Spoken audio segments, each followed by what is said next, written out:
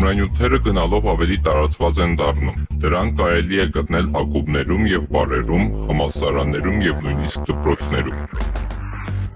Ու էլի եմ կրկնում միտքս, երբ որ նման դեպքեր են լինում, դա երբեք մի օրվա, մի միջադեպի դրսևորում չի։ Սա վկայում է այն մասին, որ դպրոցում եղել են խնդիրներ, որոնք այդ օրը արտացոլվել են այդ ձևաչափով։ Ամեն ինչ այդտեղ այնքան պայմանական է, որովհետև եթե ինչ-որ մարդ է, որը օգտագործում է միայն թեթև թմրանյութեր, օգտագործում է ամիսը մեկ անգամ կամ շաբաթը մեկ անգամ, ում է նեղություն տվել ինքը իր համար մարդ է օգտագործում է, պարտք չի վերցնում, բան չի անում,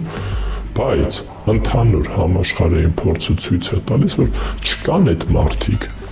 ովքեր որ կարող են միայն թեթև թմրանյութեր օգտագործել եւ ինչ-որ էպիզոդիկ այդ տեսակի մարդը չի օգտագործի։